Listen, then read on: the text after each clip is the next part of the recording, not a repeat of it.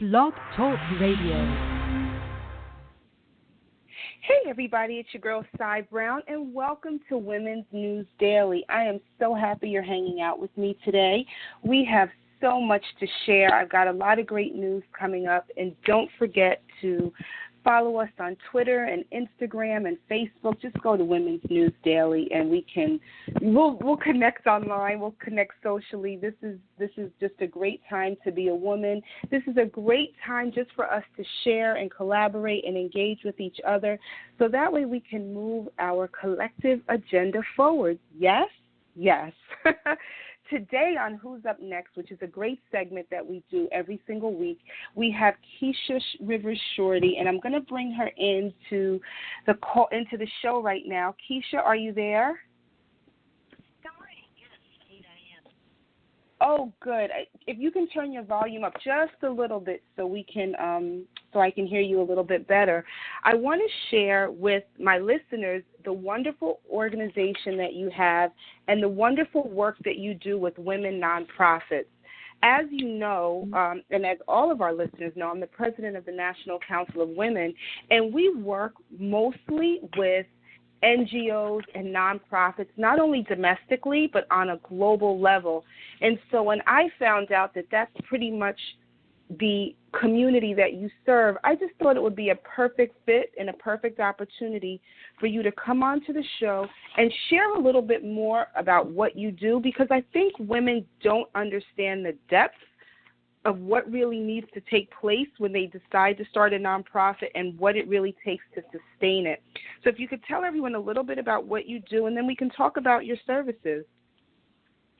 Oh, well, thank you so much for the opportunity. I truly appreciate it. One of the, and as I was sharing with you before, I have worked in the last 11 years with doing a lot of small business and nonprofit consulting. And over the years, I have found that a lot of organizations are started because of passion and because people feel connected to a specific cause.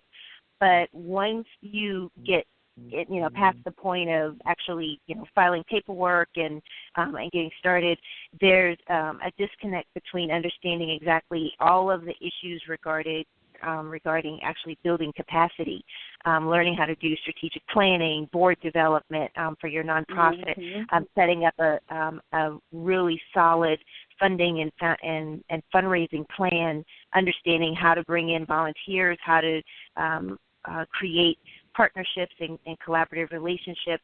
All of that is usually missing in a lot of smaller and nonprofits. So what I did is I actually work with nonprofits and new and emerging nonprofits and established nonprofits in my firm, but I started my own nonprofit called the CARS Institute for Learning and Collaboration, and that nonprofit exists, we're 501c3, and we exist solely to provide training and capacity building support, fundraising, board development, looking at your program development and program goals, it's sharing resources, but more importantly, creating a platform where we're able to have nonprofits work together in smaller groups and smaller cohorts, where they can learn from each other, they can learn together, and they can expand their reach and their resources by working collaboratively and jointly on different projects.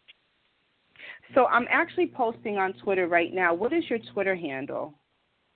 My Twitter handle for the nonprofit is CARS Institute, K-A-R-S Institute. So everybody who's listening, I am tweeting right now that you really need to get connected with the CARS Institute, because I'll share this. When my mom lost her courageous battle with ovarian cancer, I sprung into action. That's my mom, and I was so heartbroken that I watched her transition her last days right in front of my eyes. And I remember traveling back from where she lives. I was talking to any woman that I would bump into about ovarian cancer, became extremely passionate. I wore teal everywhere I went to raise awareness, and I went out and started the National Women's Cancer Alliance. And it was great. I did this magnificent fundraiser at Madison Square Garden, which had to be super huge, partnered with WNBA.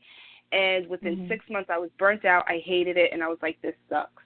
Because I found I was spending so much time on administrative stuff, and all I wanted to do was raise awareness about ovarian cancer. So I definitely am not one of those success stories. I shuttered the organization, and then I just became an advocate and a frontline advocate and spokesperson for ovarian cancer awareness. So like we do our Christmas tree in teal, my Thanksgiving is in teal, my nails are, so, and that's what I really wanted anyway. So I think it's so important that you said, women, for the most part, because that's our target audience, start these organizations and these entities out of passion without realizing how much labor and work it takes on the back end. I just shared why mine didn't work. What are maybe 2 or 3 tips that you can share with listeners that they can implement to help them make it work? Well, a couple of things that I find, right along the lines of you get involved because of an event that happens and you throw yourself into it. But one of the major things that I always start with a lot of the people that I work with is I ask them, what's your mind movie of success? What is it that you want this organization to look like, and what should it be doing? And so what I do is it's similar to a lot of people do vision boards and vision board planning and all of that. But what I do is I ask you to sit down and I ask you to think about, what does a day in the life of this organization look like if it's at its pinnacle of success? If OWN Network and Oprah Winfrey decided to do a profile of you, or the Today Show or someone decided to do a profile, and they followed you around with a camera for a day, basically chronicling everything that happened on that day, what would it look like? And, who are you serving? Who are you talking to? Who are the people that are working around you? Who are the people that are partnering with you? What are you doing as far as engagement in the community? What are you doing as far as engagement with strategic partners? What happens on that day? And I found that a lot of times from sunup to sundown, you chronicle everything. And I find that a lot of times when people start looking at what their pinnacle of success looks like in that one day, it'll help them to see how much more they need to plan as far as bringing in all of those things and making all of those things happen. So the first thing is setting up and actually dreaming about and thinking about it and writing down what your mind movie of success would be. The second thing is to understand that you can't do it by yourself. And even though you start it because you have a passion for something or something happens in your life that spurs you to action, no woman's an island. There's no way that you're going to have a sustainable organization with just having you, yourself, and I. Women, we have the Superwoman, syndrome and the Wonder Woman syndrome, and we feel that we can move the world, which we can. But to be sustainable, you have to have other people involved. So my second tip is to write down, based on your mind movie of success, who are those people that you need to have involved. And you don't have to have names. You can start with just having roles. I need someone who is awesome in marketing. I need someone who is able to go out and make calls on my behalf. I need people who can fundraise. I need people who can be on social media. I need people who can, be in the trenches actually doing donations and providing services. I need people who are willing to, be alongside me and work on doing interviews or being at events. What does it look like, and who are those people? What are those roles that you need? And once you've identified the roles, then you can start looking at strategic partnerships and, maybe doing internships with colleges and universities, maybe doing placement for community partnerships. There are a lot of corporations who will allow their employees to provide volunteer services because that's part of their mission. Best Buy does it, Target does it, Walmart does it, Chick-fil-A does it. I mean, there's so many corporations that You don't need to go out and find the volunteers. You just need to go to somebody and say, hey, this is my cause. This is what I want to do. And if it matches up with the project that they are interested in, they'll lend you the manpower. So, one, picking up that My Movie of Success in terms of what you want it to look like, and two, realizing that you can't do it alone and being able to connect with people who are willing to come in and do the work for you. You know, this is such great information. You know, I'm the head of a nonprofit as well. Well, now, and it's so funny. Ironically, you know, I was like, I've had enough. I'm done. And somehow found my way back. But you know what? That I have to say to that point, nothing is ever done in vain, because now I have such a better understanding and grasp of what's needed to make this happen and make it happen in a more impactful way, a more impactful and sustainable way. One thing that I understand about the nonprofit that I'm the head of right now is it was founded many, many years ago. And so I have the privilege at this point of being the 40th elected president to serve. But when I did it with my mom, it was me, and I had no plan for continuity post my death. And that's another thing that we have to look at. Like, we have to really look at succession planning and our own mortality and what happens to this.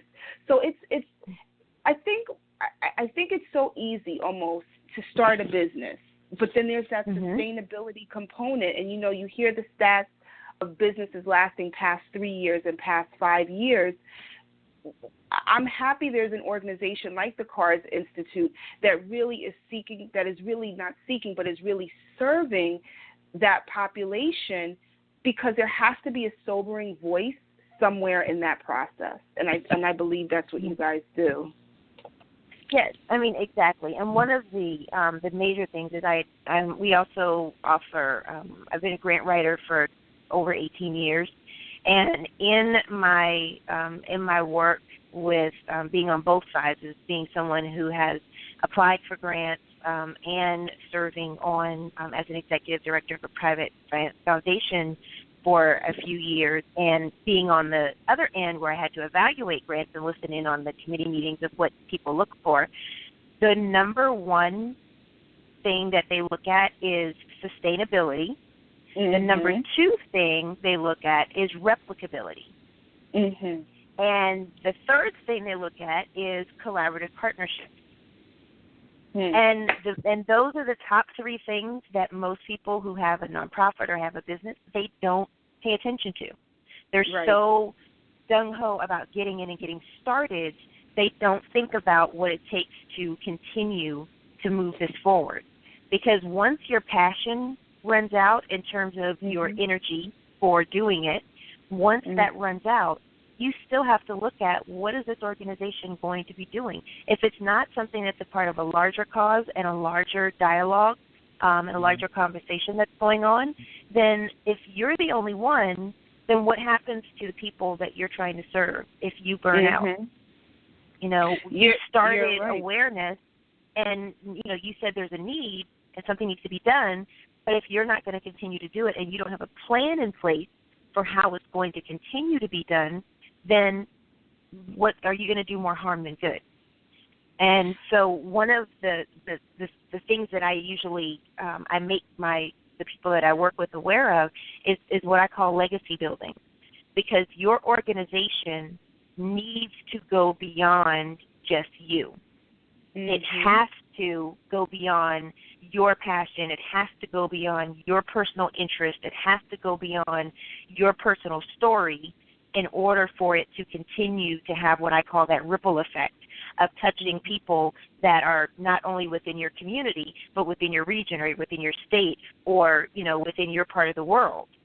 And so you have to have that compelling reason for getting started and that passion for getting started, but you have to be able to communicate your vision. You have to be able to get people on board, and you have to get them to work with you and for you so that the cause continues and the work continues.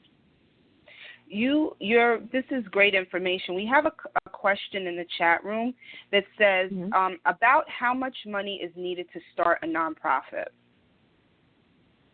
Well, I know that's that's a loaded question. we were thinking the same thing. But that's the, you know, that's funny because I was thinking this. I was saying that's a loaded question, and you were saying the same thing. Yes. But that just goes to show, like, people are kind of, and I say this respectfully, you just want to throw it out there, but you know, about how, because I know it's pricey to set up a nonprofit. Well, I did here's it. the thing. Trust Okay. me, I did. Yeah, and here's the thing. The way things have evolved over the years, now there's a difference between starting a nonprofit and operating a nonprofit and sustaining a nonprofit. There you go, girl. Just messing with people's heads. Right. So you have to look at all three areas. To start a nonprofit, which basically comes down to getting an EIN from the IRS on irs.gov, is free. Filing your articles of incorporation with the Secretary of State. It depends on the state that you're located in. So if you go to, you do a Google search for Secretary of State and then put your state's name, it'll bring up the website and you can go on there and see what the paperwork is, the filing fee. Sometimes it's as low as $25. Sometimes it's as high as $150 or $175, $200, depending on your state. Then there is registering. Some states have you register with another agency, usually Department of Revenue for the state or something like that. So filing the paperwork and getting the EIN and then, making your initial deposit into a bank account to start your, open a bank account, you could technically start, quote unquote, a nonprofit, which means that you're filing all of your paperwork. You can start it for a couple $100. Mhm. Google is everybody's friend. I think that's what makes it look so tempting. I think that's what makes it look so tempting because if you take your passion and you take a couple of $100, you can really go. But then I think the hook is what happens after that. When that Exactly. I tell women, a lot of women that I work with, what happens Monday morning at 8:00 when you're sitting in your home office or you're sitting in your shared co-working space? Then what happens? Exactly. Like that's and the thing about it is, right. And the thing is, and there's a distinction between a nonprofit organization and a 501c3 charitable nonprofit organization. So after you've got the nonprofit organization set up, which basically means that you're registered with the Secretary of State in your state as a nonprofit, and you are and you tell them you're formed for a charitable, scientific, or educational purpose. Then after that, as far as they're concerned, you're a nonprofit. And then you have to look at, okay, if I want to get 501c3 status, which is a tax-exempt status, which means now I'm eligible to apply for grants and, I could do all those things, then there's the application and the application fee for the IRS for that. But you have to have a nonprofit board now because you are a corporation. You're not an individual with a passion. You're not you. You have to have You're not you. Right. You have to have a board. You have to have a board, and you have to be the guiding voice on that board. Unless you bring somebody else who's going to be the chairperson, and now you have to have an executive director and the person that's going to do all the footwork. And now you need volunteers or staff. And now you need, okay, if we're going to do programs, then we need money or we need stuff. I mean, even if one of the things you're going to do is raise money to assist another cause, you still need money or you need services or you need people in order to help you with that. So there's this thing that I go through, and, some people tell me that, why are you trying to kill my dream and my passion when you tell me all of this? And I say, well, no, I'm not. I'm trying to make sure that what you're going to do is going to, 1, make sense, 2, be impactful, and 3, be able to be sustainable and replicable. So if you get into something because you have a passion for it, and I ask you, okay, so what do you want to do with this? And where do you see this organization going? And you say, well, I just want to do this for a short period of time, then it's not in your best interest to start another nonprofit. Instead, partner up with somebody that's already out there. Because there are plenty of people who are out there who are doing things, who are looking for money and resources and volunteers and time and partnerships. So take your passion and put it into something that's already out there that's making a difference, And then you can add your talents and your gifts and your abilities to making their organization that much better, so that if you burn out or if you point where you're like, you know what, I have another life I need to actually go back to, then the good that you started doesn't stop, because you put your efforts into something or someone that is going to do the work, where you can, funnel your resources to. Well, that's because exactly. If you don't want to. Oh, I'm sorry. No, go ahead. Yeah, because you don't want to have a situation where you start and you get this groundswell of support, because, again, it's not just about you. When you start a nonprofit or you want to get involved in a nonprofit cause, it's not always just about you. It's about the people that you're impacting.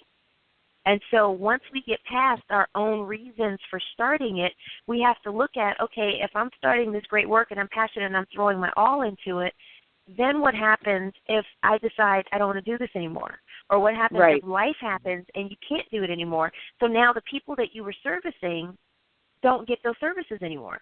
Where do they go? Yep.